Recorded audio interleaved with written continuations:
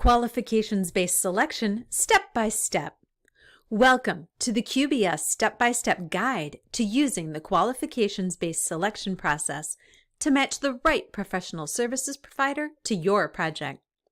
Before we begin, I want to let you know that the QBS Michigan website has resources, including a full, downloadable workbook that goes through each of these steps in detail, as well as worksheets and templates for you to use. Go to qbs-mi.org and click on Resources.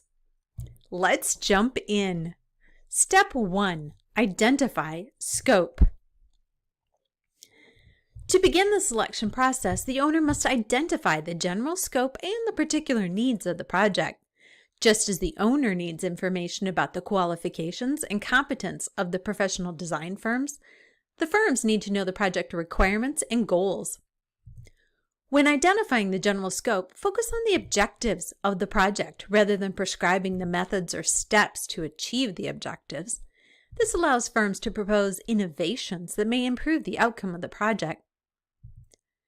The following basic elements should be included in a statement of the scope of work for a project: the owner's name, description of the function, and short history of the owner, organization, or agency, including the goals or events that prompted the project, project name or identification, project location, and contact person. Be sure to identify and explain the involvement of a selection panel or client group, such as boards, foundations, committees, citizens groups, and be sure to include information on the individuals on the selection committee.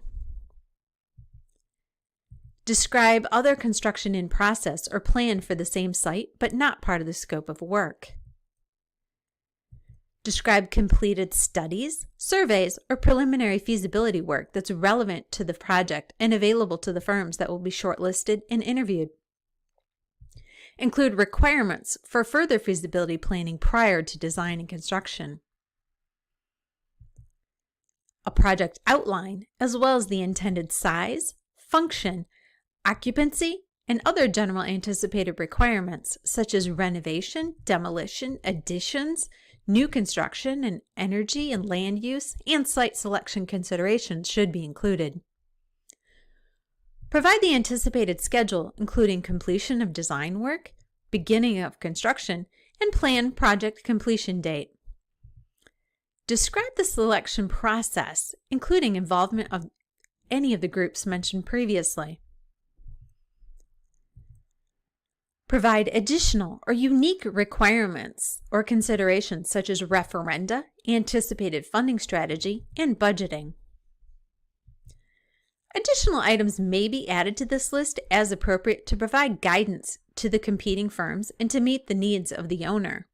Specifically, identify all services to be provided by the design professional, including feasibility studies, design, construction coordination, budget development, and funding strategy.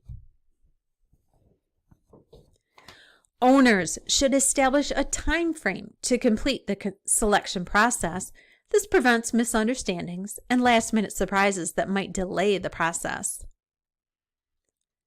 Next, compile a list of professional design firms. Consider these factors: the type of firm needed, such as architectural, engineering, surveying, or related design professionals. Think about the number of firms that you as the owner can reasonably evaluate. Finally, consider the geographic locations and distributions of the firms. Where do you find professional design firms? Here are 3 ideas: advertisements for public projects, professional organization directories, or referrals from owners who have recently used design professional services on similar projects.